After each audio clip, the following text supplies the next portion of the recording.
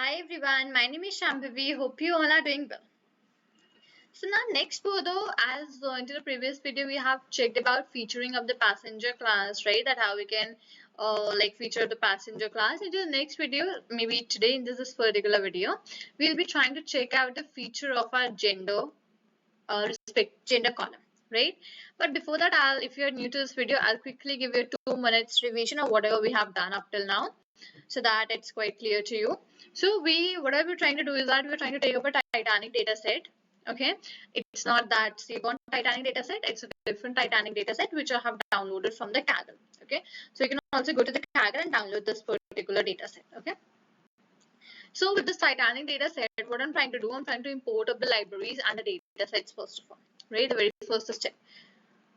So in the very starting, I'm just simply importing up my NumPy library, importing my Pandas library, and even importing up my PyLab library. This is what or are the three libraries which I am trying to import up over here, right? After that, we are having up our global size of the matplotlib figures with plt.ic, right? So actually stands for a rectangle.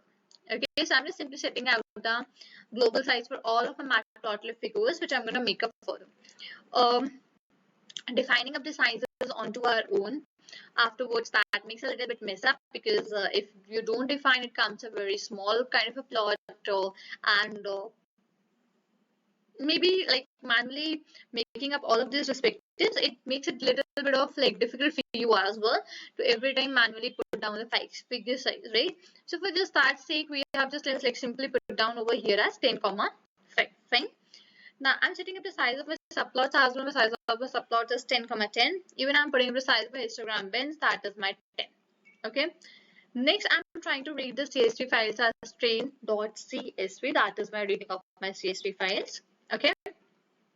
So I am having two files with me, train and the test. Right now I'm working on the train file. Okay. Great. Next, we're having the head function, which helps me to display the top 5 rows of my data set with the column names.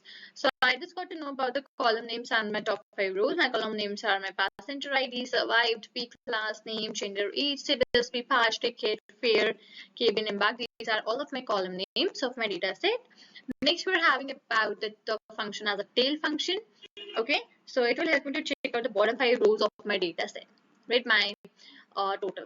Even now, after that, I wanted to check what's the shape of my data set. So my shape of my data set is 891 rows and 12 columns. Okay, fair enough. Then I am trying to view the info about my data sets.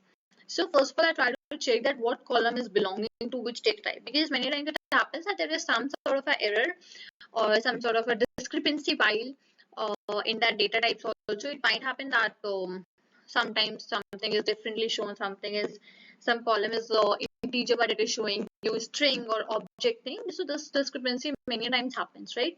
So just not to have any kind of that particular thing, we are simply trying to check out the data types for my columns. So yeah, here like my passenger ID, survive, P class are my integers, name, gender are my object, age is my float, CBSP parts are my integers, ticket is my again string object, fare is float, cabin and bag are again my object. So yeah, I just feel like that columns are okay, fine, pretty fine over here, right?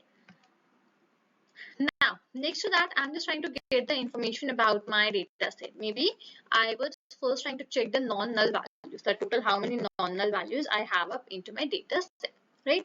So you just got about the passenger ID and all of those. So you just got to know that, okay, 2-3 columns are there who are having some null values also into them. Maybe you can take age, you take cabin, and you take embark. These are the 3 columns which are having a the null values into them, right? That is what we are having. So now after that, I'm just trying to df underscore t dot. I'm just trying to check the is null and the sum function. Okay, is null dot sum. So this will help me to give me a gathered information about the total null values and the sum of those gathered values, right? So age I'm having 177, cabin I'm having 687, and embark I'm having as 2. Okay, so now I'm just trying to describe this respective. I'm just going to use the describe function for checking out the statistical values of my data set, right? Like the count, mean, standard deviation minimum, 25%, 50%, 75% maximum. So these are all of the respective maybe the statistical values which we are trying to go over and check over here. Checking about my visualizations, I just have tried making the subplots over here. So these were the three subplots which we had made up. After that, now I was trying to feature up the different columns, right? First one, I just came up here with my passenger class. Very simple, I just simply made a cross tab. And after that, I made the visualization for this to be checked out, right? Now, here next, the feature we will be checking up for my gender. So I'll just write feature and then gender. I'm going to run this like, okay, great. So I will be first of all trying to, what I'm going to do, I'll be trying to generate the maybe the males and the females. I'll just try to represent them as 0 and the 1s. Okay, that first thing I'm just going to do.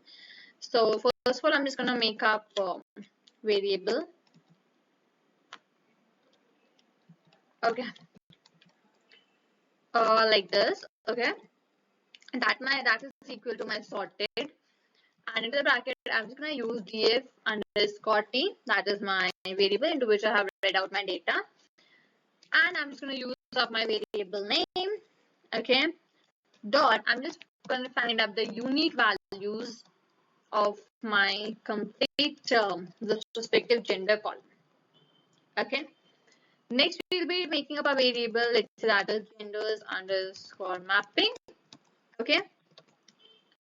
Now into that, I'll be making up a dictionary dict. That is my dictionary dict. After that, zipping up the values and using up my variable sexes, which we have made up above, comma, I'm going to set up a range of the values. So range will be my 0, comma, length of my sexes variable. Okay, s will be small. How come it has been big? Okay, plus 1. Okay, that is what I'm just trying to create a dictionary of. And after that, I'll simply try to represent that dictionary. So genders underscore mapping and running that like this. So I just got it now. Females will have the value as 0 and males will be having up the value as 1. Okay, that is now what I have done for my data set. So next we're having df underscore t, my variable, and the bracket I'm just going to set a variable as xval. Okay, and that is equal to df underscore train. In the bracket, I have my variable as column name as sex over here.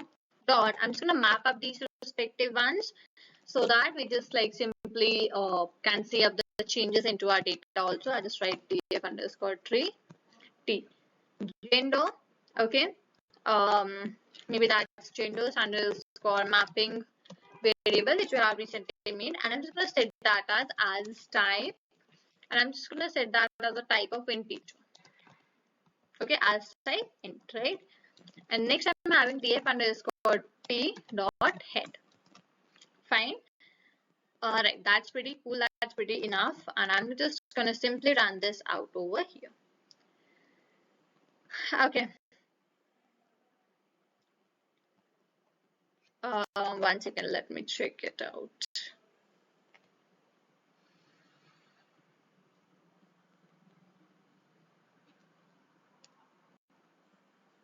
Okay, now that's pretty clear. It's okay, right? We haven't like checked it and we haven't displayed it onto our data. That's why we are not just able to check out the results. Now, when I am going to make up a plot, okay, when I am going to represent up a plot, maybe the survival rate by kind of plot by survival rate by gender or some plot like that, in that very clearly we will be able to check out about our survive people in the males and the females. As remember, 0 is from a females, 1 is from a male, right? So that respective thing we'll be very clearly and very able to see out into our maybe the new plot which we'll be making up, right? So we'll be trying to make up a plot into which we'll be trying to check the survival rate by the gender, survival rate by the how many males survived and how many females survived.